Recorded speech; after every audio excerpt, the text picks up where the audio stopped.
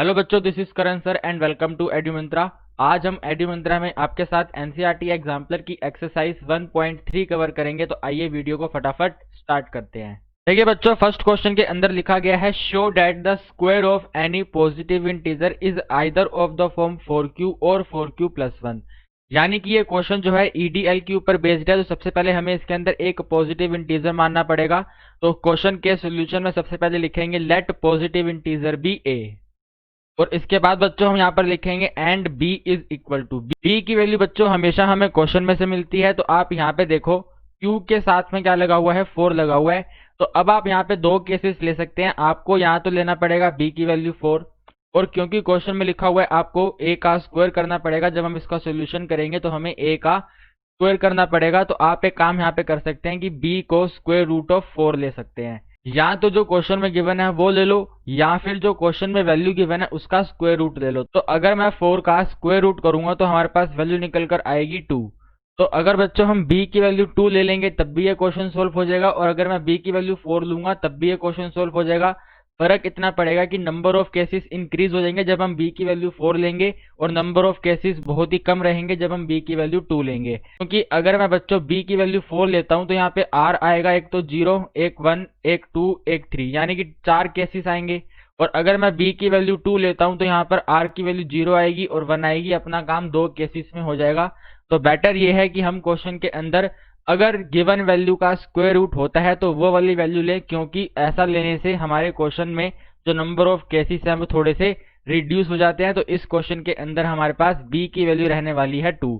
अब हम यहाँ पे लिखेंगे बाय ईडीएल। आप लोग अपने पेपर में पूरा लिखना यूक्लिड डिवीजन लेमा। ईडीएल की स्टेटमेंट होती है a is equal to b q plus में r। लेकिन जरा बच्चों आप यहाँ पे देखो, हम जब क्वेश्चन को थोड़ा सोल्व करेंगे तो हमें फाइनल रिजल्ट के अंदर यहाँ पे 4q और 4q प्लस 1 चाहिए। तो यहाँ पर मैं अभी के लिए इस q को हटाकर मान रहा हूँ कि यहाँ पे है ये bm प्लस में r। ठीक है बच्चों, bm प्लस में r। अब b की वैल्यू इस स्टेटमेंट में पुट करेंगे तो बनेगा a is equal to 2m plus r, और यहाँ पर लिख देंगे कि भैया r की जो वैल्यू है या तो वो 0 होगी या 1 होगी।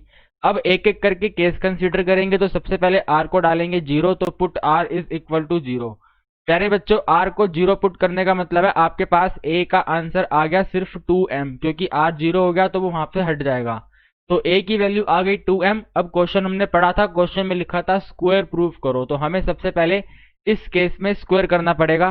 तो यहाँ पर लिखेंगे स्क्वायरिंग बोथ साइड, और फिर हम यहाँ पे लिख देंगे a का square is equal to 2m का होल स्क्वायर। a का स्क्वायर बन जाएगा बच्चों a स्क्वायर, और 2m का स्क्वायर बन जाएगा 4m स्क्वायर। हमें क्वेश्चन के अंदर प्रूफ करना है कि अगर हम a का स्क्वायर करें तो वो सबसे पहले 4q आना चाहिए। तो आप देखो यहाँ पर 4 तो आ गया, 4 के जो साथ में m स्क्वायर है मैं उसको रिप्लेस करके लिख दूंगा q। तो इसकी नेक्स्ट लाइन में हम यहाँ पे लिखेंगे कि जो a स्क्वायर है वो इक्वल है 4q के, जहां पर सेमी कोलन लगाकर लिखेंगे भैया q की जो वैल्यू है वो है m स्क्वायर।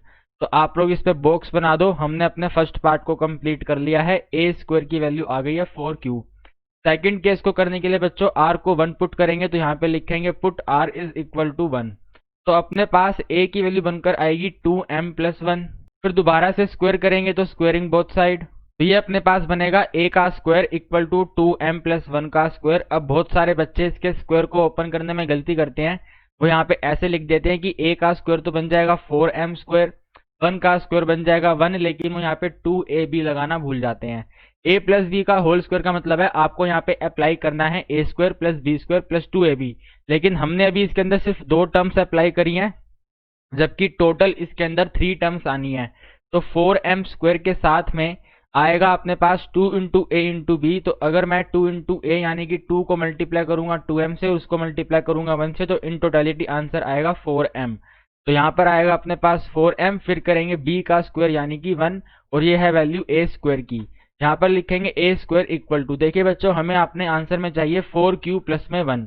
तो अपने पास 4 की टर्म भी आ रखी है और लास्ट में प्लस 1 भी आ रखा है। तो आप एक काम करो, इन फर्स्ट 2 टर्म्स में से 4 को कॉमन ले लो। हम जब 4 को कॉमन लेंगे बच्चों तो ब्रैकेट में आएगा m स्क्वायर प्लस में m ब्रैकेट क्लोज प्लस में 1। जैसे हमने फर्स्ट केस के अंदर m स्क्वायर को q से रिप्लेस करा, इस केस के अंदर m स्क्वायर प्लस m को q से रिप्लेस कर देंगे। तो यहाँ पे लिखेंगे a square is equal to 4q plus 1। Semicolon लगाकर लिखेंगे भैया क्यू की वैल्यू है एम स्क्वायर प्लस में एम, क्योंकि हमने एम स्क्वायर प्लस में एम को रिप्लेस करा है क्यू से।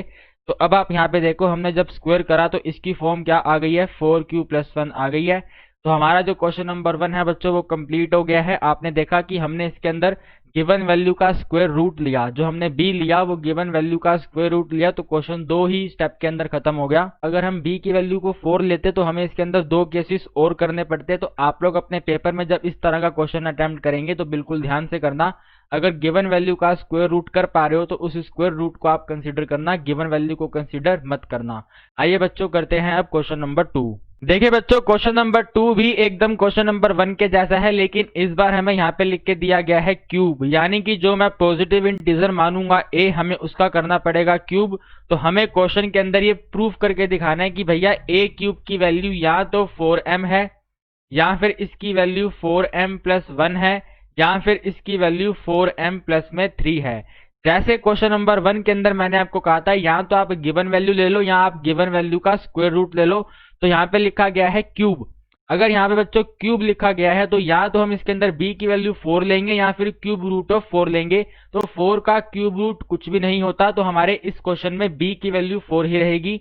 तो यहाँ पर हम लिखेंगे let a be any positive integer and b is equal to 4, क्योंकि हम 4 का क्यूब रूट फाइंड नहीं कर सकते।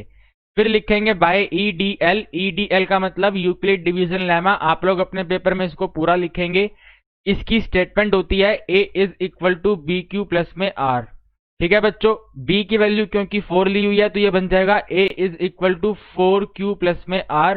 सेमी कोलन लगाकर लिखेंगे भैया r की वैल्यू 0 है, 1 है, 2 है और 3 है। हमें इस क्वेश्चन के अंदर बच्चों चारों के चारों केस कंसीडर करने पड़ेंगे, साथ में ही हमें a का क्या करना पड़ेगा, क्यूब करना पड़ेगा, क्योंकि क्वेश्चन में साफ साफ लिख के दिया हुआ है कि आप प्रूफ करो cube of any positive integer. तो केस नंबर 1 मैं करने जा रहा हूं, यानी कि सबसे पहले पुट करेंगे r को 0। तो put r is equal to 0, तो अपने पास a का आंसर बन जाएगा 4q प्लस में 0। टोटल मिलाकर आंसर रहेगा a is equal to 4q। अब क्वेश्चन में क्यूब लिखा है तो हम क्यूब करेंगे, तो यहां पर लिखेंगे क्यूबिंग बोथ साइड, और जैसे ही क्यूब करेंगे ये बन जाएगा a cube is equal to 4 का क्यूब करेंगे तो 64, q का क्यूब करेंगे तो q क्यूब। अब हमें इस 64 q क्यूब में से 4 को अलग करना है, बाकी नंबर अलग करना है।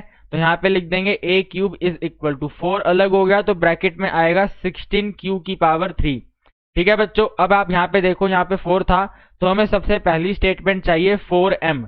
तो आपके पास 4 तो आ गया है, जो ये रिमेनिंग पार्ट है इसको ले लो m, और सेमी कोलन लगाकर लिख दो कि m की वैल्यू क्या है, 16q की पावर 3 है, और ये है अपने पास a क्यूब। आपने देखा कि हमारे पास फर्स्ट स्टेटमेंट प्रूफ हो गई है, यानी कि हमने फर्स्ट केस कंप्लीट कर लिया। अब सेकंड केस को करने के लिए डलेगा पुट r इक्वल टू 1, और जब r को 1 सब्सिट्यूट करेंगे तो स्टेटमेंट बनेगी a is equal to 4q plus में 1। दोबारा से क्यूब करेंगे तो ये बनेगा a cube is equal to 4q plus में 1 का होल क्यूब, और यहाँ पे अप्लाई करेंगे a प्लस b की पावर 3, और a प्लस b की पावर 3 होती है a की पावर 3 प्लस में 3ab multiply by a plus b plus में b की पावर 3। ये वाला फॉर्मूला हम इसके अंदर यूज करेंगे। तो सबसे पहले हमें लिखना है a की पावर 3, तो a की पावर 3 इज इक्वल टू, दोबारा से 4q की पावर 3 करेंगे तो ये बन जाएगा 64q की पावर 3, फिर plus 3 into a into b करना है, यानी कि 3 को 4q से मल्टीप्लाई करना है और 4q को 1 से मल्टीप्लाई करना है। तो 3 इंटू में 4 होता है 12, तो 12 को 1 से मल्टीप्लाई करेंगे तो 12 ही रहेगा, यानी कि आंसर बनेगा 12q। इसके ब्रैकेट में a प्लस b का मतलब है 4q प्लस 1, लास्ट में b का क्यूब करना है, यानी कि 1 का क्यूब करेंगे तो 1। आप लोग यहाँ पे देखो एक है ये 4m प्लस 1, तो ये यहाँ पे लास्ट में 1 आ रहा है। तो हम क्या करेंगे, इस सेकंड टर्म और इस फर्स्ट टर्म में से 4 को कॉमन लेंगे तो बनेगा a की power 3 is equal to 4 common, इसके ब्रैकेट में आएगा 16q की पावर 3।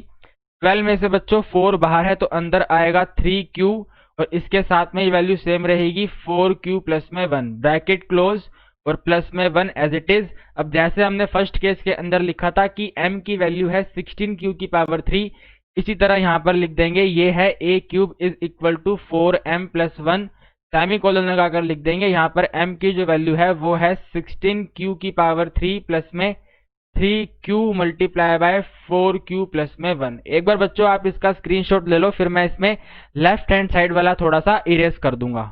यहाँ पर बच्चों इसको बॉक्स में कन्वर्ट कर देंगे और फिर अपने थर्ड केस को स्टार्ट करेंगे, यानी कि r को डालेंगे 2। तो यहाँ पर लिखेंगे put r is equal to 2, तो अपने पास आंसर बनेगा a is equal to 4q plus में 2। अब बच्चों हमें करना है इसके अंदर भी क्यूब, लेकिन आप देखो क्यूब करने से पहले हम इसके अंदर 2 को कॉमन ले सकते हैं। तो सबसे पहले कॉमन ले लेंगे, तो बनेगा a is equal to 2 common, तो मल्टीप्लीकेशन में आएगा 2q प्लस में 1। फिर इसके बाद अब करेंगे क्यूब, तो यहाँ पे लिखेंगे क्यूबिंग बोथ साइड, वो आप अपने आप लिखना, बन जाएगा a की पावर 3 इज इक्वल टू 2 की power 3 multiply by 2q plus में 1 की पावर 3। ठीक है बच्चों, तो ये बनेगा a की पावर 3 इज इक्वल टू 2 की पावर 3 का मतलब 8, और इसको एज इट इज रहने दो 2q प्लस में 1 की पावर 3। हमें बस बच्चों इस 8 को 4 के मल्टीपल में स्प्लिट करना है, तो ये बन जाएगा a की power 3 is equal to 4 multiply by 2 bracket 2q plus में 1 की पावर 3। एकदम सिंपल, जैसे हमने पहले के केसेस में वैल्यू को m सब्स्टिट्यूट करा, तो इसके अंदर हम इस 2 से लेकर 2q प्लस 1 की पावर 3 को m सब्स्टिट्यूट कर देंगे, तो लिख देंगे a की power 3 is equal to 4m। Semicolon लगाकर लिखेंगे कि यहाँ पर m जो है वो 2 मल्टीप्लाई बाय 2q प्लस में 1 की पावर 3 को रिप्रेजेंट कर रहा है। यहाँ पर देखिए बच्चों, आपको एक बात को नोटिस करना था कि हमने जब r को 2 सब्स्टिट्यूट करा तो अपने पास आंसर आया a की पावर 3 इक्वल टू में 4m, यानी कि r को 2 डालने के बाद भी जो हमारे पास क्यूबिंग वाली फॉर्म आई वो आई है 4m। अभी भी हमारे क्वेश्चन में ये 4m प्लस 3 नहीं आया, तो 4m प्लस 3 लाने के लिए हमें इसके अंदर नेक्स्ट स्टेप पे बढ़ना पड़ेगा, यानी कि r को सब्स्टिट्यूट करना पड़ेगा 3। तो अब मैं इसका राइट हैंड साइड का पोर्शन इरेज कर रहा हूँ, आप लोग इसका फटाफट स्क्रीनशॉट ले लें। अब हम अपने लास्ट केस को करने के लिए यहाँ पे लिखेंगे put r is equal to 3। तो अपने पास पॉजिटिव इंटीजर a बन जाएगा 4q प्लस 3, दोबारा से क्यूबिंग करेंगे तो बनेगा a की power 3 equal to 4q plus में 3 की पावर 3।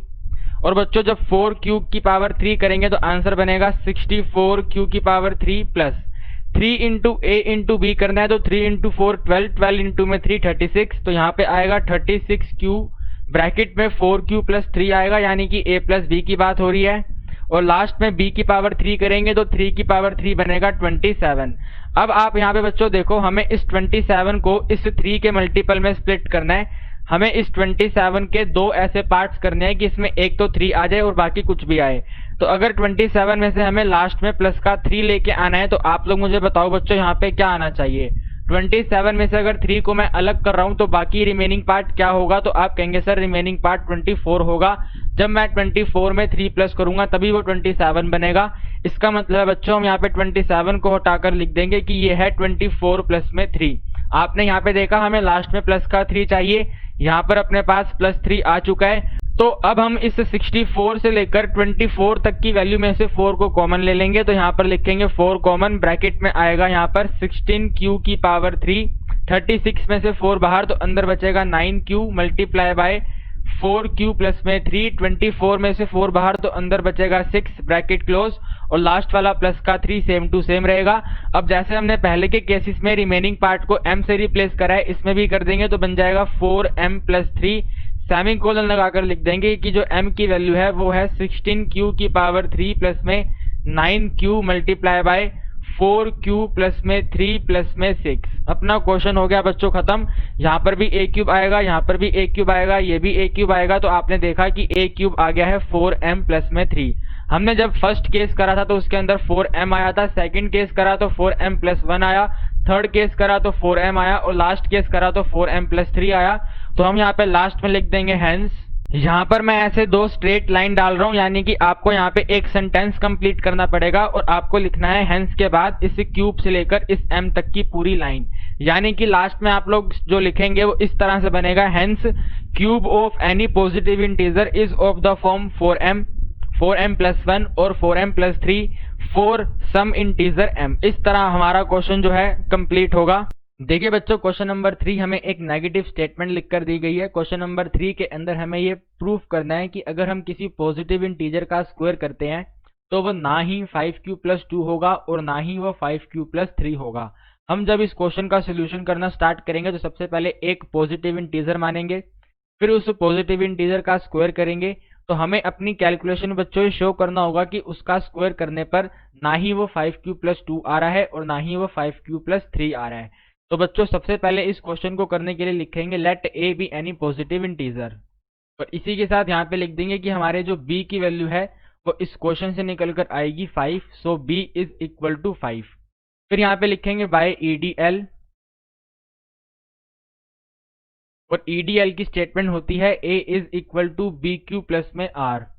लेकिन बच्चों हमें इस क्वेश्चन में स्क्वायर करने के बाद q चाहिए, तो हम अभी यहाँ पर इस q को हटा के मानेंगे कि EDL की स्टेटमेंट है bm प्लस में r, और यहाँ पर b की वैल्यू 5 है, तो ये बन जाएगा a is equal to 5m plus में r। और यहाँ पे हम r की वैल्यूज डिफाइन कर देंगे कि r की वैल्यू है 0, 1, 2, 3 एंड 4। r की वैल्यू 5 तो हो नहीं सकती, तो r की वैल्यू है 0, 1, 2, 3, 4। यानी कि बच्चों हमें इस क्वेश्चन के अंदर टोटल 5 केसेस कंसीडर करने हैं, और हमें ये प्रूफ करना है कि इन पांचों केसेस में ना ही आंसर 5q+2 आएगा और ना ही आंसर 5q+3 आएगा। तो बारी बारी करके केसेस को प्रूफ करना स्टार्ट करेंगे। सबसे पहले लिखेंगे put r is equal to 0, और जैसे ही r को 0 पुट करेंगे आंसर बनेगा a is equal to 5m। हमें करना है इसका स्क्वायर। देखो क्वेश्चन की स्टार्टिंग में ही लिखा हुआ है square of any positive integer, तो स्क्वायर करने के लिए करेंगे स्क्वायरिंग बोथ साइड, तो बन जाएगा a स्क्वायर इक्वल टू में 5m का होल स्क्वायर। 5m के होल स्क्वायर का मतलब है ये बन जाएगा 25m स्क्वायर। ठीक है बच्चों, ये क्या बन जाएगा 25m स्क्वायर। फिर 25m स्क्वायर में से 5 को सेपरेट करेंगे तो 5 के ब्रैकेट में आ जाएगा 5m स्क्वायर। अब हमें इसमें से 5m स्क्वायर को रिप्लेस कर देना है q से, तो आंसर बनेगा a square is equal to 5q। Semicolon लगाकर लिख देंगे कि यहाँ पर जो q की वैल्यू है वो 5m स्क्वायर को रिप्रेजेंट कर रही है। तो हमने बच्चों जब r को 0 पुट करा तो अपने पास आंसर आया a square is equal to 5q। आपको बस ध्यान रखना है कि इसके फाइनल रिजल्ट में 5q+2 और 5q+3 नहीं आना चाहिए। फिर बच्चों सेकंड केस करेंगे, तो यहाँ पे लिखेंगे put r is equal to 1, और जैसे ही r को 1 पुट करेंगे हमारा पॉजिटिव इंटीजर a बन जाएगा 5m प्लस में 1। इसका जब स्क्वेयरिंग करेंगे तो बनेगा a square is equal to 5m plus में 1 का होल स्क्वायर, और इसको सोल्व करेंगे तो a स्क्वायर का मतलब 25m स्क्वायर। ठीक है बच्चों, 2 इंटू a इंटू b करेंगे तो बन जाएगा प्लस में 10m, और लास्ट में b का स्क्वायर करेंगे यानी कि प्लस में 1। फर्स्ट टू टर्म्स में से यानी कि इस 25 से लेकर इस m तक, इन दोनों टर्म्स में से 5 कॉमन ले लेंगे तो ब्रैकेट में आएगा 5m स्क्वायर प्लस में 2m, ब्रैकेट क्लोज, और लास्ट में प्लस 1 एज इट इज। जैसे हमने ऊपर 5m स्क्वायर को q लिखा है तो यहाँ पे लिख देंगे कि ये जो ब्रैकेट वाली वैल्यू है ये q है, तो आंसर आ गया 5q प्लस में 1। सेमी कोलन में लिख देंगे कि यहाँ पर जो q की वैल्यू है वो है 5m स्क्वायर प्लस में 2m। एकदम सिंपल सी बच्चों बात है। अभी तक हमने दो केस कंसीडर करे और दोनों ही केस के अंदर 5q+2 और 5q+3 नहीं आया। क्वेश्चन नेगेटिव है, कोई दिक्कत नहीं है, जैसे हम पहले सोल्व करते थे वैसे ही सोल्व करते रहेंगे। एक बार आप इसका स्क्रीनशॉट ले लें ताकि मैं इसके लेफ्ट साइड के पोर्शन को थोड़ा सा इरेज कर सकूं। तो देखिए बच्चों थर्ड केस के अंदर हम यहाँ पे लिखेंगे put r is equal to 2, और हम जब r को 2 पुट करेंगे तो हमारा पॉजिटिव इंटीजर a बन जाएगा 5m प्लस में 2। हमें करना है अब इसका स्क्वायर बोथ साइड, तो बन जाएगा a square equal to 5m plus में 2 का होल स्क्वायर। ध्यान से देखो बच्चों, ये आंसर बन के आएगा अपने पास 25m स्क्वायर प्लस में 2 इंटू a इंटू b करेंगे तो 10 2 होता है 20, तो ये बन जाएगा 20m, और लास्ट में b का स्क्वायर करेंगे यानी कि आंसर बन जाएगा 4। फिर बच्चों फर्स्ट टू टर्म्स यानी कि 25m स्क्वायर और 20m में से 5 को कॉमन ले लेंगे, तो 5 कॉमन, ब्रैकेट में आएगा अपने पास 5m स्क्वायर प्लस में 4m, bracket close, plus 4 as it is. अब ब्रैकेट वैल्यू को रिप्लेस कर देंगे q से, तो आंसर बन जाएगा 4q प्लस में 4। सेमी कोलन लगाकर लिख देंगे, यहाँ पर q रिप्रेजेंट कर रहा है 5m स्क्वायर प्लस में 4m को। और आपने इस थर्ड केस में भी देखा, ना ही अपने पास 5q प्लस में 2 आया और ना ही अपने पास 5q प्लस में 3 आया। यही हमें इस क्वेश्चन के अंदर प्रूफ करना है कि आप जो भी वैल्यू पुट करो स्क्वायर करोगे तो उसमें 5q प्लस 2 नहीं आएगा और ना ही 5q प्लस 3 आएगा। तो आइए बच्चों करते हैं अब इसके अंदर फोर्थ नंबर का केस, यानी कि r को पुट करेंगे 3। तो यहाँ पे लिखेंगे put r is equal to 3, तो अपना पॉजिटिव इंटीजर a बन जाएगा 5m प्लस में 3। फिर इसका स्क्वायर करेंगे तो बनेगा a square is equal to 5m plus में 3 का होल स्क्वायर। तो यहाँ पर लिखेंगे a square is equal to 5m का स्क्वायर करेंगे यानी कि 25m square plus 2 into a into b करेंगे तो 10 को 3 से मल्टीप्लाई करेंगे तो आंसर बन जाएगा 30m प्लस में 3 का स्क्वायर करेंगे तो वो बन जाएगा 9। अब हमें बच्चों यहाँ पर इस 9 को 2 पार्ट्स में सेपरेट करना पड़ेगा और इस तरह से सेपरेट करना पड़ेगा कि इसमें एक तो 5 अलग हो जाए और बाकी का रिमेनिंग पार्ट कुछ भी आए। तो अगर मैं 9 में से 5 को अलग करना चाहता हूं तो 5 में अगर 4 प्लस करूंगा तभी वो 9 बनेगा, यानी कि मैं इस 9 को यहाँ पे 2 पार्ट्स में स्प्लिट करके लिख दूंगा 5 प्लस में 4। बिल्कुल हम ऐसा लिख सकते हैं, 9 की वैल्यू जो है वो 5 प्लस में 4 है। फिर अब 25m स्क्वायर से लेकर इस 5 तक की वैल्यू में से 5 को कॉमन ले लेंगे। तो अगर हम 5 को कॉमन लेंगे तो ब्रैकेट में आएगा अपने पास 5m स्क्वायर प्लस में 30 में से 5 कॉमन है तो अंदर 6m है और 5 में से 5 कॉमन है तो अंदर है 1 ब्रैकेट क्लोज और प्लस में 4 आ जाएगा। जैसे हमने बच्चों जब r को 2 पुट किया था तो q की वैल्यू थी 5m स्क्वायर प्लस में 4m, तो यहाँ पर हम लिख देंगे कि ब्रैकेट वैल्यू q के बराबर है तो बन जाएगा 5q प्लस में 4। सेमी कोलन लगाकर लिखेंगे इस केस के अंदर जो q है वो 5m स्क्वायर प्लस में 6m प्लस में 1 को रिप्रेजेंट कर रहा है। तो बच्चों आपने केस नंबर 4 में भी देखा, हमने जब इसको सोल्व करा तो इसका जो स्क्वायर है वो 5q प्लस में 4 आया। यही हमें क्वेश्चन के अंदर बच्चों प्रूफ करना है। मैं आपको बार बार कह रहा हूं कि हमारे फाइनल रिजल्ट के अंदर 5q प्लस 2 और 5q प्लस 3 नहीं आना चाहिए और ऐसा ही हो रहा है।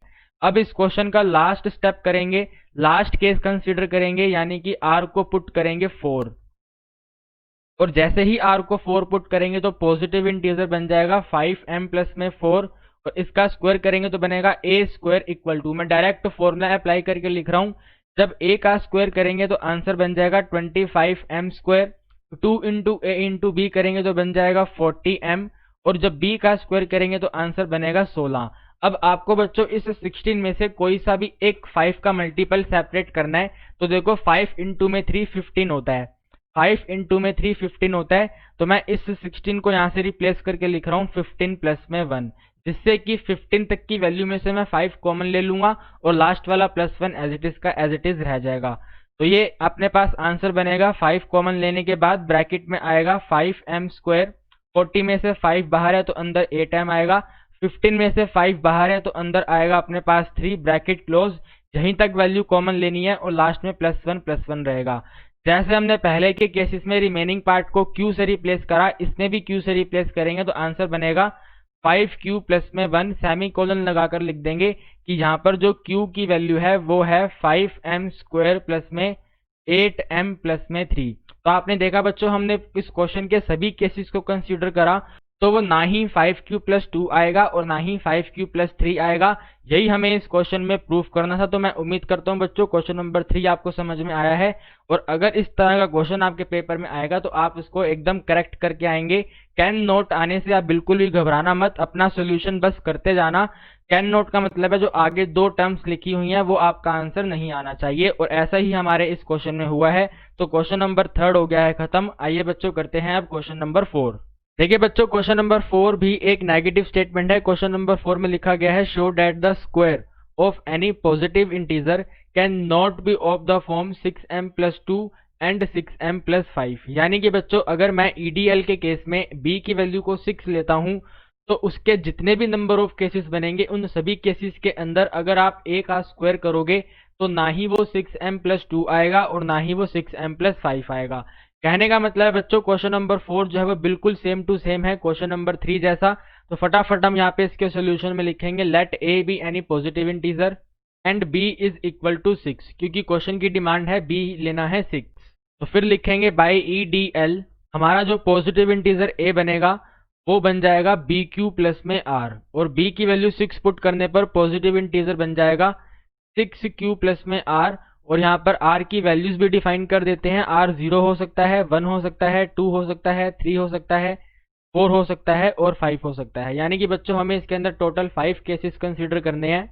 तो आइए बच्चों सबसे पहले पुट करते हैं r को 0, so put r is equal to 0। जब हम r को 0 पुट करेंगे तो आंसर बनेगा a is equal to 6q, हमें करना है इसका स्क्वायर तो आंसर बनेगा a square equal to 36q square. फिर हमें इसमें से 6 को कॉमन लेना है, तो 6 ब्रैकेट में आएगा 6q², और क्वेश्चन में लिखा था कि m एक सम इंटीजर है, तो 6q² को रिप्लेस कर देंगे m से, तो बन जाएगा 6m। तो हमने जब r को 0 लिया तो आंसर बना a² is equal to 6m, और यही हमें इस क्वेश्चन में प्रूफ करना है। फिर सेकंड केस डालेंगे r को 1। जब r को 1 डालेंगे तो आंसर आएगा a is equal to 6q+1। इसका स्क्वायर करेंगे तो आंसर बनेगा a² is equal to 6q plus में 1 का होल स्क्वायर। यह आएगा a² equal to 36q² plus में 2 इंटू a इंटू b करेंगे तो आंसर बनेगा 12q, और 1 का स्क्वायर करेंगे तो 1। फर्स्ट टू टर्म्स में से 6 को कॉमन लेंगे तो ब्रैकेट में आएगा 6q² प्लस में 2q, लास्ट में plus 1 same to same. Bracket value को लिख देंगे m, तो ये बन जाएगा 6m प्लस में 1। सेमी कोलन लगाकर लिख देंगे कि m की जो वैल्यू है वो है 6q² प्लस में 2q। इसी तरह बच्चों यहाँ पर भी लिखना पड़ेगा कि जो m की वैल्यू है वो है 6q²। तो बच्चों केस नंबर 2 में a² का आंसर आया 6m प्लस में 1। हमें बस ये ध्यान रखना है कि हमारा आंसर 6m प्लस 2 और 6m प्लस 5 नहीं आना चाहिए। देन बच्चों यहाँ पर पुट करेंगे r को 2, so put r is equal to 2, तो हमारा आंसर आएगा a is equal to 6q plus में 2। जब इसका स्क्वायर करेंगे तो आंसर बनेगा a² is equal to 6q का स्क्वायर करेंगे तो आंसर बन जाएगा 36q²। 2 into a into b करेंगे तो आंसर बनेगा 24q, और प्लस में 2 का स्क्वायर करेंगे तो 4। फर्स्ट टू टर्म्स में से 6 को कॉमन ले लेंगे तो आंसर आएगा 6 मल्टीप्लाई बाय 6q² प्लस में 4q, ब्रैकेट क्लोज, प्लस में 4 एज इट इज। फिर इसमें रिमेनिंग पार्ट को यानी कि ब्रैकेट वैल्यू को रिप्लेस कर देंगे m से, तो आंसर बनेगा 6m प्लस में 4। सेमी कोलन लगाकर लिख देंगे m की जो वैल्यू है वो है 6q² प्लस में 4q, और यहाँ पे आएगा a²। तो आपने देखा कि जब हमने r को 2 पुट करा तो a² का आंसर आया 6m प्लस में 4। हमें बस ये ध्यान रखना है कि अपना आंसर 6m प्लस 2 और 6m प्लस 5 नहीं आना चाहिए। देन बच्चों नेक्स्ट केस के अंदर पुट करेंगे r को 3, तो put r equal to 3। Answer बनेगा a is equal to 6q plus में 3। स्क्वायर करेंगे तो a² इक्वल टू यहाँ पे आएगा 6q प्लस में 3 का होल स्क्वायर। 6q का स्क्वायर करेंगे तो आंसर बन जाएगा 36q²। 2 into a into b करेंगे तो आंसर बनेगा 36q, और लास्ट में 3 का स्क्वायर करेंगे तो आंसर आएगा 9।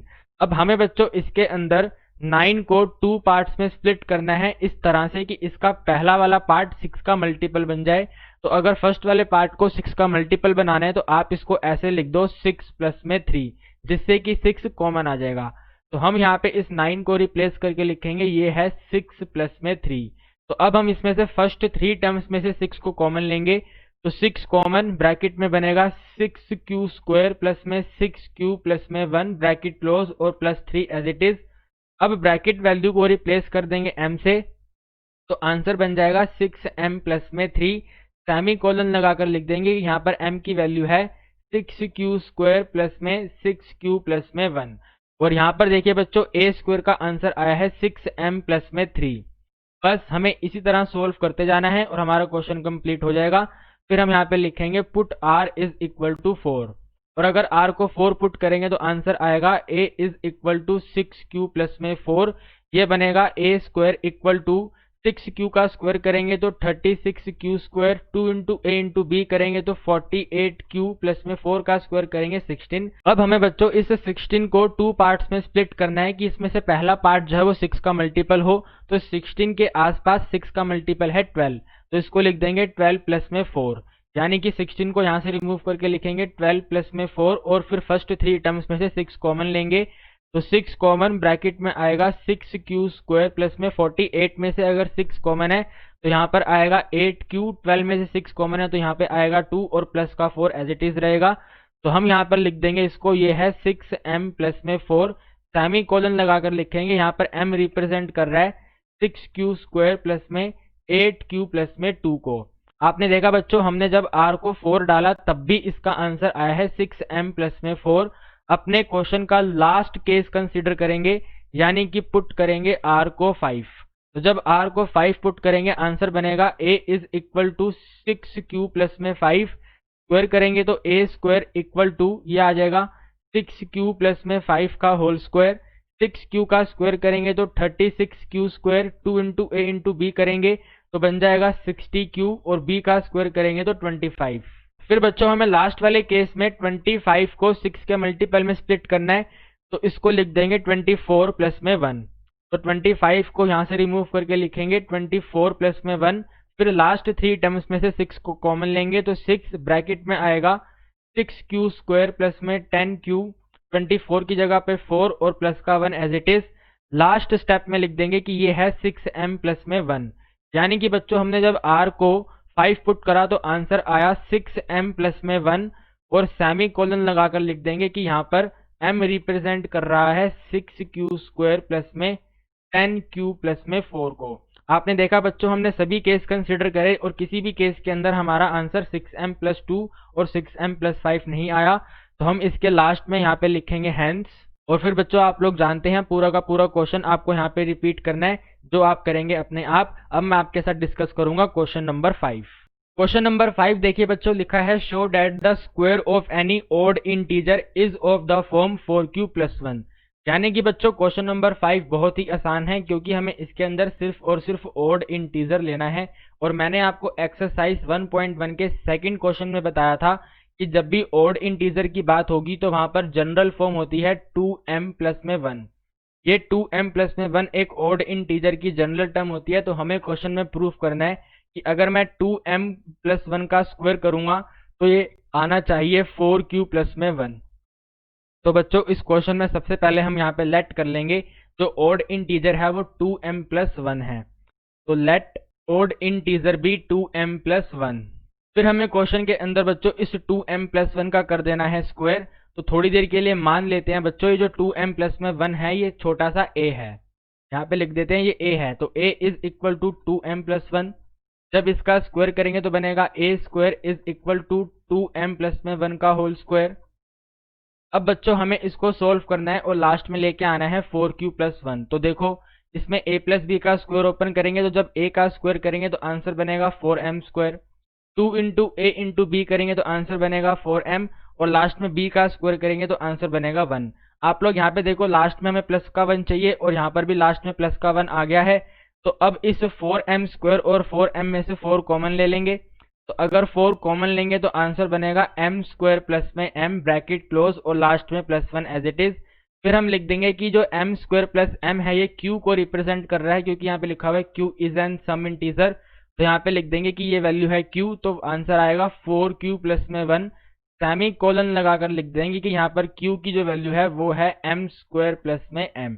यही बच्चों हमें इस क्वेश्चन के अंदर प्रूफ करना था कि अगर 2m प्लस में 1 एक ऑड इंटीजर है तो अगर मैं उसका स्क्वायर करूं तो उसके लास्ट में आंसर क्या आना चाहिए था, 4q प्लस में 1 आना चाहिए था। तो आप देख सकते हैं 4q प्लस में 1 आ चुका है। तो क्वेश्चन नंबर 5 बहुत बहुत बहुत आसान क्वेश्चन है, 2 मार्क्स का क्वेश्चन ये आपके एग्जाम में आएगा। आइए करते हैं अब क्वेश्चन नंबर 6। देखिए बच्चों क्वेश्चन नंबर 6 के अंदर भी साफ साफ लिखा हुआ है कि n एक ऑड इंटीजर है। तो आपको ये प्रूफ करना है कि अगर मैं n स्क्वायर माइनस 1 करूंगा तो वो 8 से डिविजिबल होगा। तो हम यहाँ पर बच्चों लिखेंगे कि अगर n ओड इंटीजर है तो ये n कैसा होना चाहिए। आप कहेंगे सर आपने हमें अभी 5th क्वेश्चन में बताया कि जो ओड इंटीजर होता है वो 2m प्लस में 1 होना चाहिए। लेकिन बच्चों आप लोग मुझे ये बताओ कि अगर मैं इसके अंदर 2m प्लस 1 लेता हूँ तो इसका स्क्वायर करने पर, यानी कि इस 2m का स्क्वायर करने पर क्या आप 8 को कॉमन निकाल पाओगे? करके देखो, जब 2 का स्क्वायर करेंगे तो 4 बनेगा, m का स्क्वायर करेंगे तो m स्क्वायर बनेगा। तो क्या आप इसमें से बच्चों 8 कॉमन निकाल पा रहे हो? आप कहेंगे सर नो, हम इसमें से कॉमन नहीं निकाल पा रहे। तो इस 6 क्वेश्चन के लिए बच्चों हमारा जो ओड इंटीजर रहेगा वो यहाँ पे रहेगा 8m प्लस 1। क्या रहेगा बच्चों? वो 8m प्लस 1 रहेगा, क्योंकि हम जब 8m प्लस 1 का स्क्वायर करेंगे तो 8 का स्क्वायर यहाँ पे बनकर आएगा 64, और हम 64m स्क्वायर में से इजीली 8 को कॉमन निकाल सकते हैं। तो स्टैंडर्ड फॉर्म में जो ऑड इंटीजर होता है वो 2m प्लस 1 होता है, लेकिन हमें कभी कभी क्वेश्चन की डिमांड के अकॉर्डिंग अपने इंटीजर को चेंज करना पड़ता है। तो क्वेश्चन नंबर 6 की डिमांड है कि आप अपने ऑड इंटीजर को चेंज करके लिखो 8m प्लस 1। तो हम यहाँ पर लिखेंगे कि n जो एक ऑड इंटीजर है वो है 8m प्लस 1। फिर यहाँ पर लिखेंगे n स्क्वायर माइनस 1। तो n square minus 1 same to same, n की जगह पर वैल्यू पुट करेंगे तो बनेगा 8m प्लस में 1 का होल स्क्वायर और माइनस 1 का माइनस 1। इसमें फिर बच्चों a प्लस बी का होल स्क्वायर अप्लाई करेंगे तो सबसे पहले a स्क्वायर से बन जाएगा 64m square, 2 into a into b करेंगे तो आंसर बनेगा 16m, 1 का स्क्वायर करेंगे तो प्लस का 1 और -1 as it is, -1 plus 1 cancel हो गया तो अपने पास आंसर बचा 64m स्क्वायर प्लस में 16m। हमें इसमें से सिर्फ 8 को कॉमन लेना है तो 8 को कॉमन लेने के बाद ब्रैकेट में अपने पास आंसर बचेगा 8m स्क्वायर प्लस में 2m, क्योंकि हमने 8 को कॉमन लिया तो आंसर बच गया 8m स्क्वायर प्लस में 2m। और हमें बच्चों क्वेश्चन में यही प्रूफ करना था कि हम जब n स्क्वायर माइनस 1 में n को ऑड इंटीजर पुट करेंगे तो इसकी लास्ट और फाइनल वैल्यू में से आप 8 को कॉमन निकाल के लिख पा रहे हो। तो देखो हम यहाँ पे 8 को कॉमन निकाल के लिख पा रहे हैं, इसका मतलब ये है कि n स्क्वायर माइनस 1 जो है वो 8 से डिविजिबल है। ठीक है बच्चों, 8 के साथ में कुछ भी आता रहे उससे हमें फर्क नहीं पड़ता, हमें बस क्वेश्चन के अंदर लास्ट और फाइनल रिजल्ट के अंदर 8 को कॉमन निकालना था। तो देखो लास्ट में 8 कॉमन निकल रहा है तो हम यहाँ पे लिख देंगे सो n square minus 1 is divisible by 8 if n is odd integer. तो बच्चों क्वेश्चन नंबर 6 हो गया है खत्म। आइए करते हैं अब क्वेश्चन नंबर 7। तो देखिए बच्चों क्वेश्चन नंबर 7 में लिखा है x और y दोनों के दोनों ऑड पॉजिटिव इंटीजर हैं। तो मैंने आपको अभी बताया कि जो ऑड पॉजिटिव इंटीजर होता है उसकी स्टैंडर्ड फॉर्म होती है 2m प्लस में 1। आप आगे देखो, आपको करना है x का स्क्वायर, तो अगर आप इस 2m का स्क्वायर करोगे तो इसका आंसर बन जाएगा 4m स्क्वायर। और हमें इस क्वेश्चन के अंदर डिविजिबल बाय 4 चेक करना है, और हमें अगर इसमें डिविजिबल बाय 4 चेक करना है तो 4 लास्ट में कॉमन आना चाहिए। और आप यहां से अच्छी तरह देख सकते हैं कि हम इस क्वेश्चन में स्टैंडर्ड फॉर्म को लेते ही 4 कॉमन निकाल पा रहे हैं। तो इस क्वेश्चन के अंदर हम अपने ऑड इंटीजर को स्टैंडर्ड फॉर्म में ही लिखेंगे।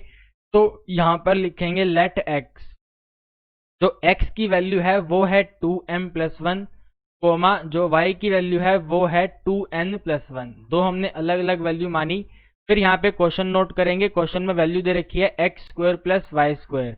तो x का स्क्वायर यानी कि 2m प्लस में 1 का होल स्क्वायर, और y का स्क्वायर यानी कि 2n प्लस में 1 का होल स्क्वायर। दोनों जगह a प्लस बी का होल स्क्वायर अप्लाई करेंगे तो आंसर बनेगा 4m स्क्वायर प्लस में 4m प्लस में 1 प्लस में 4n स्क्वायर प्लस में 4n प्लस में 1। दोनों तरफ हमने बच्चों a प्लस बी का होल स्क्वायर अप्लाई करा। इसके बाद आप लोग यहाँ पे देखो बच्चों, हम इस प्लस 1 और प्लस 1 को सोल्व करके लिख सकते हैं प्लस 2। तो अपने पास यहाँ पे आंसर आएगा 4m स्क्वायर प्लस में 4m प्लस में 4n स्क्वायर प्लस में 4n, और प्लस 1 हो गया प्लस 2। अब आप देखो बच्चों, हम इस फर्स्ट 4 टर्म्स में से 4 को कॉमन ले लेंगे। फर्स्ट 4 टर्म्स में से 4 को कॉमन ले लेंगे तो अगर 4 कॉमन आएगा तो ब्रैकेट में बचेगा m स्क्वायर प्लस में m प्लस में n स्क्वायर प्लस में n, ब्रैकेट क्लोज, और लास्ट में प्लस का 2 एज इट इज। थोड़ी देर के लिए बच्चों मान लेते हैं जो ब्रैकेट वैल्यू है वो q के बराबर है, तो आंसर आ गया 4q प्लस में 2। और अगर बच्चों लास्ट में 4q प्लस में 2 आया है, यानी कि इसका मतलब ये है कि हम जब इस नंबर को 4 से डिवाइड करेंगे तो इसका 2 रिमाइंडर आएगा। क्योंकि जब भी हम किसी इंटीजर को ईडीएल की फॉर्म में रिप्रेजेंट करते हैं तो जो प्लस के साथ में लिखा होता है वो उसका रिमाइंडर होता है। तो हमने बच्चों जब x square plus y square को सोल्व करा तो इसका लास्ट में आंसर 4q प्लस में 2 आया, जिसमें से जो 2 है वो रिप्रेजेंट कर रहा है कि 2 उसका रिमाइंडर होगा। तो आप लोग क्वेश्चन में देखो, हमें ये प्रूफ करना था कि x square plus y square जो है ये नॉट डिविजिबल बाय 4 है, ये 4 से डिविजिबल नहीं होगा। और कोई नंबर 4 से डिविजिबल नहीं हो रहा, इसका मतलब क्या है कि उसका जो रिमाइंडर है वो 0 नहीं है। 0 के अलावा 1 भी हो सकता है, 2 भी हो सकता है, 3 भी हो सकता है। तो हमारे इस केस के अंदर जो रिमाइंडर है वो 2 निकल कर आया। इसी के साथ बच्चों हमें इसमें एक चीज और प्रूफ करनी है कि x square plus y square जो है वो एक इवन है, और अगर कोई नंबर इवन है इसका मतलब ये है कि वो गिवन नंबर 2 से डिविजिबल होना चाहिए। तो आप लोग बच्चों ये देखो, यहाँ पर ये 4q प्लस में 2 जो है, क्या ये 2 से डिविजिबल होगा? मुझे आप इसका आंसर दो, क्या 4q प्लस में 2 जो है वो 2 से डिविजिबल होगा? तो आप यहाँ पे चेक कर लो कि 4q प्लस में 2 को अगर मैं 2 से डिवाइड करूं तो आप लोग ऐसे लिख दो इसको, 4q डिवाइडेड बाई 2 प्लस में 2 डिवाइडेड बाई 2, तो ये आंसर आ जाएगा 2q प्लस में 1। यानी कि जब मैं 4q प्लस 2 को 2 से डिवाइड करूंगा तो इसका आंसर आएगा 2q प्लस में 1, जो ये शो करता है कि 4q प्लस में 2 से डिविजिबल है। और अगर ये 2 से डिविजिबल है इसका मतलब ये है कि ये एक इवन नंबर है। लेकिन बच्चों इसका रिमाइंडर 2 बच रहा है, इसका मतलब ये है कि ये 4 से डिविजिबल नहीं है। इवन होने के बाद भी ये 4 से डिविजिबल नहीं है।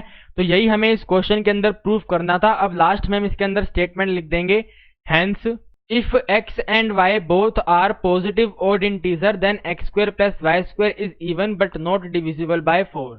यानी कि जहां पर मैंने अभी ग्रीन कलर का पेन चलाया है वो पूरी की पूरी स्टेटमेंट आपको नीचे लिखनी है। तो पूरी की पूरी स्टेटमेंट आप लोग लिखेंगे अपने आप जब आप इसको अपनी कॉपी में नोट करेंगे। ठीक है बच्चों, क्वेश्चन नंबर 7 बहुत आसान था। हमें क्वेश्चन के अंदर बस यही प्रूफ करना था कि जो गिवन नंबर लिखा गया है यानी कि x square plus y square जो है वो 4 से डिविजिबल नहीं है लेकिन एक इवन नंबर है। तो हमने लास्ट में आंसर निकाला 4 प्लस 2, जो ये रिप्रेजेंट करता है कि इसका रिमाइंडर 2 बचेगा, लेकिन ये 2 से पूरा का पूरा डिविजिबल है तो इसका मतलब ये है कि ये एक इवन नंबर है। यही हमें क्वेश्चन में प्रूफ करना था। आइए अब करेंगे क्वेश्चन नंबर 8। ठीक है बच्चों, क्वेश्चन नंबर 8 बहुत ही इजी है और बहुत ही ज्यादा इंपॉर्टेंट है। क्वेश्चन नंबर 8 अगर आपके एग्जाम में आएगा तो ये 4 मार्क्स में आएगा। क्वेश्चन नंबर 8 में HCF बताना है, 3 नंबर दिए गए हैं और EDL का यूज करना है। तो सबसे पहले लार्जेस्ट 2 नंबर्स का HCF फाइंड करेंगे यानी कि 567 और 693 का। तो इसमें से 693 बनेगा डिविडेंड और 567 बनेगा डिवाइजर। तो यहाँ पर लिख देंगे 567 डिवाइजर है और अपना 693 जो है डिविडेंड है। सबसे पहले 1 पर डिवाइड होगा तो आंसर 567 आएगा। इसको माइनस करेंगे तो 13 में से 7 माइनस करेंगे 6, यहाँ पर आएगा 2 और यहाँ पर आएगा 1। अब हमें इसको दोबारा डिवाइड करने के लिए 567 को डिविडेंड बनाना पड़ेगा। तो यहाँ पर 567 नोट करेंगे। 567 को 126 से अगर हमें डिवाइड करना है बच्चों तो ये नंबर जाएगा अब 4 पर। तो 4 6 24, 2 ऊपर कैरी चला गया। 12 4 सा कितना होता है बच्चों 48 और 48 में जब 2 प्लस करेंगे तो आंसर बनेगा 50। इसको माइनस करेंगे तो आंसर आएगा 63। फिर दोबारा बच्चों हम यहाँ पे डिविडेंड बना देंगे 126 को। 126 बच्चों 2 पर कैंसिल हो जाएगा, 126 कंप्लीट आ जाएगा यानी कि रिमाइंडर आ गया 0। इसका मतलब यह है बच्चों हम यहाँ पे लिखेंगे बाय EDL, या फिर क्वेश्चन में एल्गोरिथम लिखा है तो आप एल्गोरिथम लिख देना। By EDL A is equal to BQ plus में R। EDL के अकॉर्डिंग A जो है वो BQ प्लस R है। फर्स्ट स्टेप के अंदर जो A था वो 693 था और जो B था 567 था, क्वोशंट 1 था और रिमाइंडर 126 था। सेकंड वाले स्टेप के अंदर बच्चों यानी कि इस वाले स्टेप के अंदर जो हमने ये वाली डिवाइड करी थी इसमें डिविडेंड था 567, डिवाइजर था 126, क्वोशंट था 4 और रिमाइंडर था 63। फिर इस लास्ट वाले डिवीजन में हमारा 126 डिविडेंड था, 63 हमारा डिवाइजर था, क्वोशंट आया था 2 और रिमाइंडर था 0। तो इस थर्ड स्टेप के अंदर हमारा रिमाइंडर 0 है तो इसका डिवाइजर हमारा आंसर बन गया यानी कि इन 2 नंबर का HCF है ये 63। ठीक है बच्चों, HCF क्या है 63 है। अब हम यहाँ पे HCF फाइंड करेंगे इस 63 का और रिमेनिंग नंबर का यानी कि 441 का। तो यहाँ पर लिखेंगे 63 डिवाइडेड बाय 441। 441 को बच्चों अगर 63 से हमें डिवाइड करना है तो 7 पर ये कंप्लीटली डिवाइड होगा। 441 माइनस करेंगे रिमाइंडर 0। तो यहाँ पर लिखेंगे अगेन, यहाँ पर लिखा हमने अगेन। अब हमने कौन कौन से नंबर लिए 441 और 63। तो यहाँ पर लिखेंगे भैया जो 441 था वो क्या था 63 मल्टीप्लाई 7 प्लस में 0 था, यानी कि इस केस के अंदर भी जो HCF है वो 63 है। तो इन टोटलिटी इन तीनों नंबर का HCF क्या आ गया 63 आ गया। तो लास्ट में लिख देंगे सो HCF, फिर ब्रैकेट लगाकर लिखेंगे 441, 567 and 693 is equal to 63। Question हो गया खत्म। बहुत ही आसान क्वेश्चन था। करेंगे अब क्वेश्चन नंबर 9।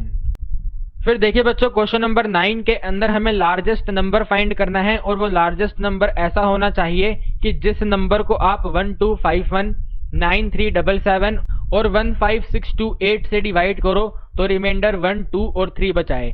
यानी कि बच्चों थोड़ी देर के लिए मान लेते हैं वो जो सबसे बड़ा लार्जेस्ट नंबर है वो x है। तो अगर मैं बच्चों 1251 को इस x से डिवाइड करूंगा तो रिमाइंडर 1 आना चाहिए। 9377 को अगर मैं x से डिवाइड करूंगा तो रिमाइंडर 2 आना चाहिए और 15628 को अगर मैं x से डिवाइड करूंगा तो रिमाइंडर 3 आना चाहिए। तो हमें बताना है कि ये x क्या है। ऐसे क्वेश्चन के अंदर बच्चों हमेशा ही हमें सबसे पहले रिमाइंडर को माइनस करना होता है। तो हम बच्चों मान लेते हैं कि जो हमारे a की वैल्यू है वो 1251 माइनस में 1 है। तो इसको सब्ट्रैक्ट करने पर आंसर बनेगा 1250। फिर बच्चों मान लेते हैं जो हमारा b नंबर है यानी कि जो सेकंड नंबर है वो 9377 माइनस में 2 है। तो इसका आंसर बन जाएगा 9375। और इसी तरह बच्चों जो थर्ड नंबर है वो है 15628 माइनस 3। और इसको सब्ट्रैक्ट करने पर आंसर बनेगा 15625। अब बच्चों हमें इसके अंदर लार्जेस्ट नंबर फाइंड करना है, और लार्जेस्ट नंबर का मतलब होता है HCF फाइंड करना है। और क्वेश्चन के अंदर साफ साफ लिख के दिया हुआ है कि आपको जो HCF फाइंड करना है वो EDL का यूज करके करना है। यानी कि अब ये क्वेश्चन नंबर 9 जो है वो क्वेश्चन नंबर 8 के जैसा बन चुका है। जैसे हमने क्वेश्चन नंबर 8 में HCF फाइंड करा, सेम टू सेम हमें क्वेश्चन नंबर 9 में फाइंड करना है। तो अब मैं इन लाइंस को इरेज करता हूं और HCF फाइंड करना स्टार्ट करते हैं। तो बच्चों यहां पर लिखेंगे बाय EDL, और EDL की स्टेटमेंट लिख देंगे A is equal to BQ plus में R, और डिवाइड करना स्टार्ट करेंगे लार्जेस्ट टू नंबर को जो है 9375 और 15625। तो डिवाइजर आएगा 9375 और डिविडेंड आएगा 15625। तो बच्चों सबसे पहले ये 1 पर ही डिवाइड होगा तो अपना आंसर आएगा 9375।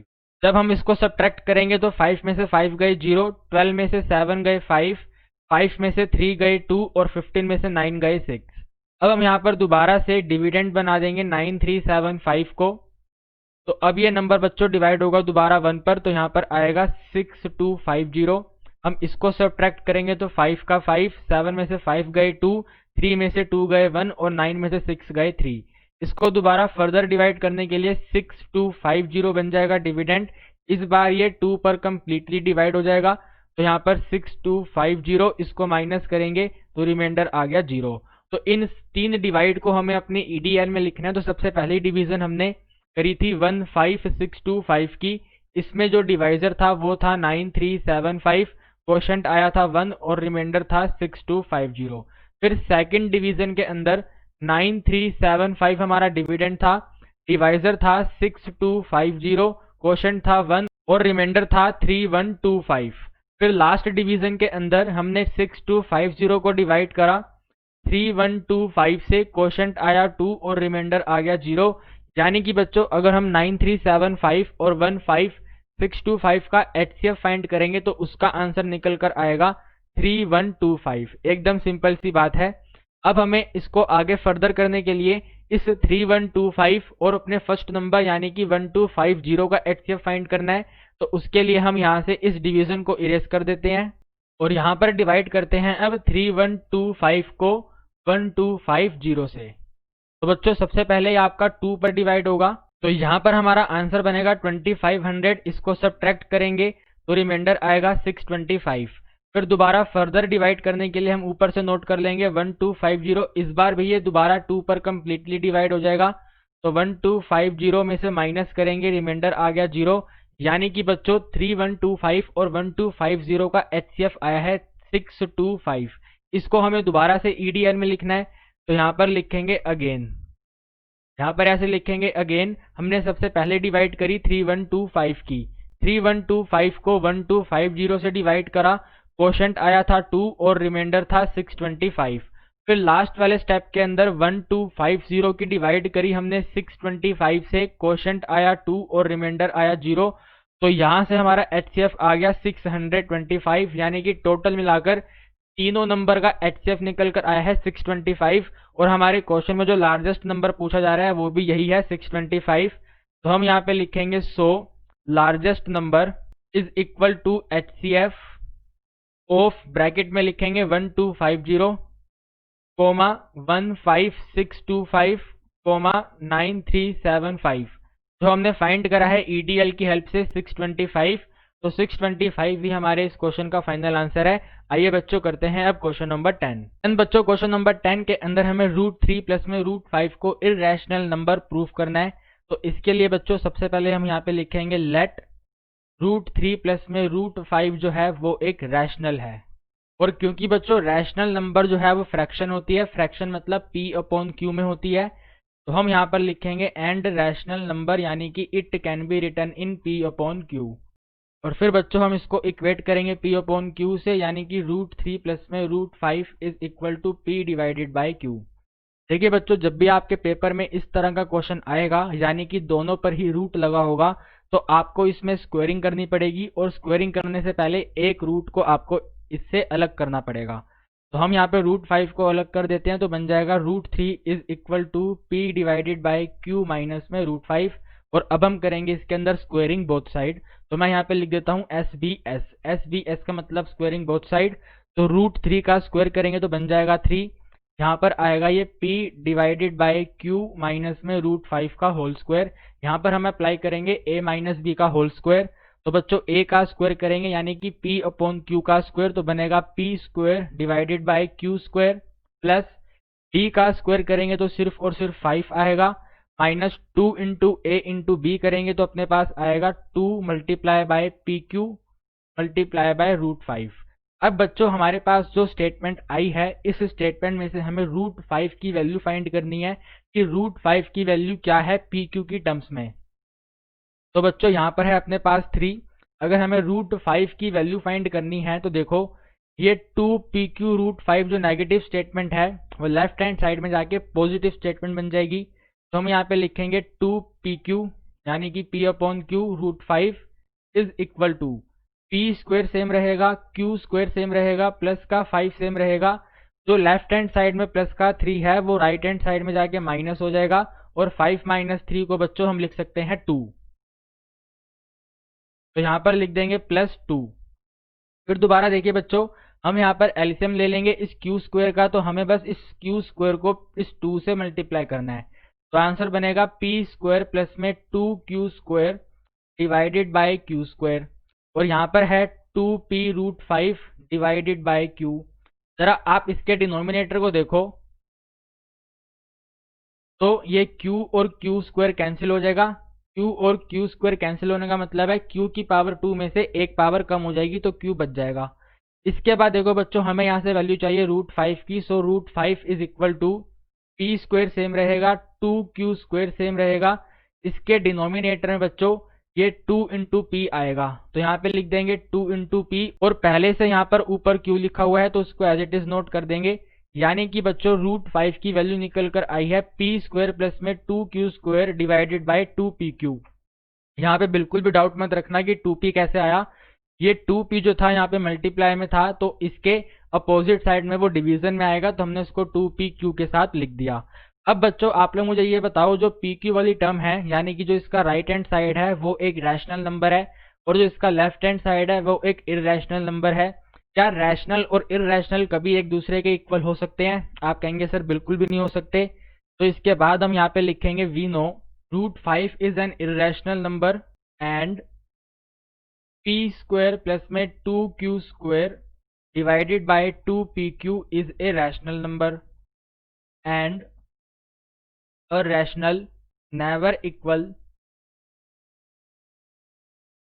to an irrational। तो √3 प्लस में √5 इज ऑल्सो अ इर्रेशनल। ठीक है बच्चों, इस तरह से हमें इसमें स्टेटमेंट लिखनी है, तब जाके हमें क्वेश्चन में एग्जामिनर फुल नंबर डिस्ट्रीब्यूट करेगा। देखिए बच्चों, क्वेश्चन नंबर 11 के अंदर हमें एक नेगेटिव स्टेटमेंट को प्रूफ करना है। हमें क्वेश्चन में प्रूफ करना है कि 12 की पावर n कभी भी 0 और 5 पर एंड नहीं होगा। तो इसको करने के लिए बच्चों हमें सबसे पहले 12 के फैक्टर बनाने पड़ेंगे। अगर 12 के फैक्टर के अंदर 5 आता है तो इस क्वेश्चन का आंसर होगा यस, 12 की पावर n जो है वो 5 और 0 पर एंड होगा। और अगर इस फैक्टर के अंदर 5 नहीं आता, जैसा कि ये क्वेश्चन नेगेटिव स्टेटमेंट है, तो हम जब 12 के फैक्टर बनाएंगे उसके अंदर 5 नहीं आएगा। तो फटाफट से 12 के फैक्टर बनाते हैं। तो 12 सबसे पहले कैंसिल होगा 2 पर, 2 6 जा 12, फिर ये कैंसिल होगा 2 पर, 2 3 जा 6, फिर ये कैंसिल होगा 3 पर, 3 1 जा 3। तो हमने बच्चों 12 के फैक्टर बनाए और हमने ये प्रूफ करा कि इसके अंदर 5 फैक्टर नहीं है। अब इन सब चीज़ों को हमें यहाँ पर लाइन्स में लिखना पड़ेगा। तो हम यहाँ पर लिखेंगे we know factor of 12 is equal to 2 की पावर 2 मल्टीप्लाई बाय 3। फिर इसके बाद हम लिखेंगे as 12 has not a factor of 5, यानी कि 12 के फैक्टर में 5 नंबर नहीं है। तो by fundamental theorem of arithmetic we conclude 12 की power n can not end with digit 0 और 5 for any natural number n। तो बच्चों इस तरह के क्वेश्चन में हमें हमेशा ही इस तरह की स्टेटमेंट बनानी पड़ती है। हमें हमेशा ही फैक्टर बनाने पड़ते हैं और चेक करना होता है क्या गिवन नंबर के अंदर 5 फैक्टर है। अगर 5 फैक्टर होता है तो इस क्वेश्चन का आंसर बन जाता है यस, और अगर 5 फैक्टर नहीं होता तो इस क्वेश्चन का आंसर बन जाता है कैन नॉट या फिर नेवर करके स्टेटमेंट लिखी जाती है। तो इस क्वेश्चन के अंदर कैन नॉट लिखा था तो हमने कैन नॉट लिख दिया। बस आप लोग बच्चों इस बात का ध्यान रखना कि हमें इसके अंदर इस थ्योरम का नाम लिखना पड़ता है, फंडामेंटल थ्योरम ऑफ अर्थमेटिक्स। अगर हम इस थ्योरम का नाम नहीं लिखेंगे तो एग्जामिनर हमारा हाफ मार्क्स डिडक्ट कर सकता है। तो आप इस टाइप के क्वेश्चन में हमेशा ही इस थ्योरम का नाम जरूर लिखना। फिर बच्चों क्वेश्चन नंबर 12 कहता है on a morning walk 3 person step off together and their step measure 40 centimetre, 42 centimetre and 45 centimetre. इसका मतलब क्या है, हम जब चलते हैं तो जब फर्स्ट स्टेप से हमने सेकंड स्टेप रखा तो उसके बीच का डिस्टेंस इन्होंने दे रखा है, पहले पर्सन का 40 सेंटीमीटर है, सेकंड पर्सन का 42 है यानी कि डिस्टेंस थोड़ा सा और ज्यादा है, और थर्ड पर्सन का 45 है यानी कि और भी ज्यादा है उसके फुट का डिस्टेंस। तो क्वेश्चन हमसे ये पूछ रहा है कि वो मिनिमम डिस्टेंस बताओ जिस डिस्टेंस पर इन तीनों के फुट स्टेप बराबर हो जाएं। वो डिस्टेंस बताओ जिस डिस्टेंस पर इन तीनों पर्सन के फुट स्टेप द्वारा चला गया डिस्टेंस बराबर हो जाए। तो बच्चों इस क्वेश्चन का सॉल्यूशन करने के लिए यानी कि मिनिमम डिस्टेंस को फाइंड करने के लिए हम यूज करेंगे एलसीएम का, क्योंकि मिनिमम का मतलब होता है स्मॉलेस्ट और स्मॉलेस्ट का मतलब होता है एलसीएम। और इसी का अपोजिट बच्चों अगर क्वेश्चन में लार्जेस्ट लिखा हुआ आए तो लार्जेस्ट का मतलब होता है मैक्सिमम और मैक्सिमम का मतलब होता है एचसीएफ, जैसे कि हमने अभी दो क्वेश्चन में किया था। क्वेश्चन नंबर 12 में लिखा हुआ है मिनिमम डिस्टेंस, तो हम फाइंड करेंगे इसके अंदर एलसीएम। एलसीएम किस किस का, एक 40 का, एक 42 का और एक 45 का। और कौन सा मेथड अप्लाई करेंगे, तो एलसीएम आपके सिलेबस में एक ही मेथड से फाइंड होता है जिसका नाम है प्राइम फैक्टराइजेशन मेथड। तो सबसे पहले हम यहाँ पर 40 के फैक्टर बनाएंगे। तो 40 कैंसिल होगा सबसे पहले 2 पर, तो 2 20 सा 40, फिर ये दोबारा 2 पर कैंसिल होगा तो 2 10 सा 20, फिर ये दोबारा 2 पर कैंसिल होगा 2 5 सा 10 और लास्ट में 5 1 सा 5। तो हम यहाँ पर लिख देते हैं कि 40 के फैक्टर आए हैं 2 की पावर 3 मल्टीप्लाई बाय 5। इसी तरह 42 के फैक्टर बनाएंगे तो सबसे पहले 2 पर डिवाइड होगा 2 21 सा 42, फिर ये 3 पर डिवाइड होगा 3 7 सा 21 और लास्ट में 7 1 सा 7। तो यहाँ पे लिख देंगे 42 की वैल्यू है 2 मल्टीप्लाई 3 मल्टीप्लाई 7। लास्ट में बच्चों 45 के फैक्टर बनाएंगे तो सबसे पहले 3 पर डिवाइड होगा ये 3 15 सा 45, फिर दोबारा से ये 3 पर डिवाइड होगा तो 3 5 सा 15 और लास्ट में 5 1 सा 5, यानी कि 45 के जो फैक्टर आए हैं वो है 3 की पावर 2 मल्टीप्लाई बाय 5। अब बच्चों प्राइम फैक्टराइजेशन मेथड आपने एनसीईआरटी टेक्स्ट बुक में अच्छे से पढ़ा है। अगर हमें प्राइम फैक्टराइजेशन मेथड से एलसीएम फाइंड करना है 40, 42 और 45 का, तो इसके लिए हमें इसके जितने भी फैक्टर आ रहे हैं उन सभी को लिखना पड़ेगा। तो सबसे पहला जो फैक्टर आ रहा है इसके अंदर 2 की पावर 3, 2 की पावर 3 और 2 की पावर 1 में से जो सबसे बड़ा नंबर है वो हम यहाँ पे लिखेंगे यानी कि 2 की पावर 3। फिर उसके बाद आ रहा है 3 की पावर 2, एक जगह पे है 3 की पावर 2 और एक जगह पे है 3 की पावर 1। तो जहां पर सबसे ज्यादा पावर है वो आप यहाँ पे लिखोगे यानी कि 3 की पावर 2। फिर इसके बाद एक फैक्टर आ रहा है इसके अंदर 5, तो 5 की पावर 1, 5 की पावर 1 दोनों जगह पे सेम है तो यहाँ पर 5 की पावर 1 ही आएगा। और एक फैक्टर आ रहा है सिर्फ और सिर्फ अकेला 7, तो 7 भी यहाँ पर मल्टीप्लाई होगा। तो देखो बच्चों 2 की पावर 3 होती है 8, 3 की पावर 2 होती है 9 मल्टीप्लाई 5 मल्टीप्लाई 7। फिर हम 8 को 5 से मल्टीप्लाई करके लिख देंगे 40, 9 को 7 से मल्टीप्लाई करके लिखेंगे 63 और इसका मल्टीप्लीकेशन बन जाएगा 2520। यानी कि बच्चों अगर ये तीनों बंदे 2520 सेंटीमीटर का डिस्टेंस ट्रेवल करेंगे तो इनके फुट स्टेप का डिस्टेंस जो होगा वो क्या होगा, सेम टू सेम होगा। तो हम यहाँ पर लास्ट में लिखेंगे मिनिमम डिस्टेंस, तो minimum distance is equal to 2520 centimetre, क्योंकि यूनिट हमें क्वेश्चन में दी गई है सेंटीमीटर। तो बच्चों इस तरह से क्वेश्चन नंबर 12 हमें करना था। मैं उम्मीद करता हूँ कि क्वेश्चन नंबर 12 आपको समझ में आ गया है। ये एक इम्पोर्टेंट क्वेश्चन है और स्टैंडर्ड मैथ्स के पेपर में आएगा। आइए बच्चों करते हैं अब क्वेश्चन नंबर 13। देखिए बच्चों क्वेश्चन नंबर 13 के अंदर हमें एक रैशनल नंबर दिया गया है, हमें उस रैशनल नंबर के डिनोमिनेटर को 2 की पावर m इंटू में 5 की पावर n में लिखना है। यानी कि क्वेश्चन आपसे ये कहना चाहता है कि सबसे पहले 5000 के फैक्टर बनाओ। तो यहाँ पर हम 5000 के फैक्टर बनाना स्टार्ट करेंगे। सबसे पहले ये 5000 2 पर डिवाइड होगा तो 2 25 ज़ा 50 डबल जीरो सेम, फिर ये दोबारा 2 पर डिवाइड होगा तो 2 1 ज़ा 2, 2 25 ज़ा 50 जीरो सेम, फिर ये दोबारा 2 पर डिवाइड होगा, 2 6 जा 12, 2 25 जा 50। अब ये बच्चों 5 पर डिवाइड होगा, तो 5 125 जा 625। फिर ये दोबारा 5 पर डिवाइड होगा, 5 25 जा 125। फिर ये दोबारा 5 पर डिवाइड होगा, 5 5 25। फिर ये दोबारा 5 पर डिवाइड होगा, 5 1 जा 5।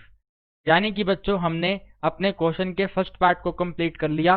तो हम यहाँ पे लिखेंगे जो 5000 है वो इक्वल है, हमें पावर की टर्म्स में लिखना है, तो बन जाएगा 2 की पावर 3 मल्टीप्लाई बाय 5 की पावर 4। फिर हमें बच्चों इसके सेकंड पार्ट में देखो इसकी डेसिमल एक्सपेंशन लिखनी है, यानी कि इसकी डिवीजन फॉर्म लिखनी है और बिना डिवाइड करे लिखनी है। कैसे लिखनी है बच्चों? विदाउट एक्चुअल डिवीजन, बिना डिवाइड करे लिखना है। तो हम यहाँ पे अपना नंबर नोट कर लेते हैं, 257 डिवाइडेड बाय 5000। ठीक है बच्चों, 257 डिवाइडेड बाय 5000। मुझे बच्चों आप ये बताओ, अगर आपके पास 257 के डिनोमिनेटर में 10 का मल्टीपल होता, फॉर एग्जाम्पल 100 होता, या फिर 1000 होता, या फिर 10,000 होता, तो आप इसको इजीली डिवाइड की फॉर्म में लिख सकते थे। आपको बस इसके डिनोमिनेटर में जीरोस को काउंट करना था और ऊपर से उतनी डिजिट के बाद पॉइंट लगा देना था। तो बच्चों हम कोशिश करेंगे कि इस गिवन नंबर को 10 के मल्टीपल में स्प्लिट कर सकें। तो 10 के मल्टीपल में स्प्लिट करने के लिए देखो बच्चों यहाँ पे है अपने पास 5000, तो हम यहाँ पे लिखेंगे 257 डिवाइडेड बाय 5000। बच्चों अगर मैं 5000 को 2 से मल्टीप्लाई करूंगा तो वो 10 का मल्टीपल बन जाएगा। तो ऊपर भी 2 से मल्टीप्लाई और नीचे भी 2 से मल्टीप्लाई, तो नीचे तो अपना 10 का मल्टीपल आ जाएगा जो बन जाएगा 10,000, और ऊपर 257 को जब 2 से मल्टीप्लाई करेंगे तो 2 7 जा 14, कैरी 1 चला गया, 2 5 जा 10 प्लस 1 11, कैरी चला गया, 2 2 जा 4 और 1 5। अब हमें इस नंबर की डेसिमल एक्सपेंशन लिख देनी है। नीचे टोटल नंबर ऑफ जीरोस है 4, तो हमें 4 डिजिट के बाद पॉइंट लगाना है। तो यहाँ पे लिखेंगे 514, एक डिजिट और चाहिए तो 5 के यहाँ पर जीरो लगा देंगे और ये पॉइंट और पॉइंट से पहले भी एक जीरो लगा देंगे, तो अपना आंसर आ गया 0.0514। बहुत ही सिंपल क्वेश्चन था बच्चों, 2 मार्क्स का क्वेश्चन आपके पेपर में आएगा। देखिए बच्चों क्वेश्चन नंबर 14 जो है वो हमारी एक्सरसाइज 1.3 का लास्ट क्वेश्चन है। क्वेश्चन नंबर 14 के अंदर भी हमें क्वेश्चन नंबर 10 के जैसे इरेशनल नंबर प्रूफ करना है। तो जैसे मैंने क्वेश्चन नंबर 10 करा था वैसे same to same question number 14 करेंगे। क्वेश्चन नंबर 10 में जहाँ पे √3 और √5 थे वहां पर इस बार p और q आएंगे। तो यहाँ पर सबसे पहले लिखेंगे let √p plus √q rational and can be written in p upon q। लेकिन बच्चों आप लोग ये देखो, हमें क्वेश्चन में जो नंबर दिए गए हैं वो भी pq है और जो हमने यहाँ पे फ्रैक्शन लिखी है वो भी pq है। तो इस बार हम यहाँ पे pq ना लिखते हुए लिखेंगे a डिवाइडेड बाय b। ठीक है बच्चों, क्या लिखेंगे? a divided by b। फिर अपने √p प्लस में √q को इक्वेट कर देंगे a डिवाइडेड बाय b से। फिर जैसे क्वेश्चन नंबर 10 के अंदर हमने √5 को ट्रांसफर करा था, इसके अंदर √q को ट्रांसफर करेंगे, तो आंसर बनेगा √p is equal to a divided by b minus में √q। अब करेंगे इसका स्क्वायरिंग बोथ साइड, तो यहाँ पर आ जाएगा p इज इक्वल टू, ये बनेगा a square divided by b square plus में q माइनस में 2a√q divided by b, a square plus b square minus 2ab। आप लोग ध्यान से देखिए मैंने फॉर्मूला एकदम सही अप्लाई किया है या नहीं, a square plus b square minus 2ab। इसके बाद हमें यहाँ से वैल्यू निकालनी है इस √q की। तो सबसे पहले इस 2a√q अपॉन b को हमें ट्रांसफर करना पड़ेगा लेफ्ट हैंड साइड पर। तो यहाँ पे आ जाएगा ये 2a√q divided by b is equal to, यहाँ पर आएगा अपने पास a square divided by b square plus में q माइनस में p। ठीक है बच्चों, जो लेफ्ट हैंड साइड में प्लस का p था वो राइट हैंड साइड में जाकर माइनस का p हो जाएगा।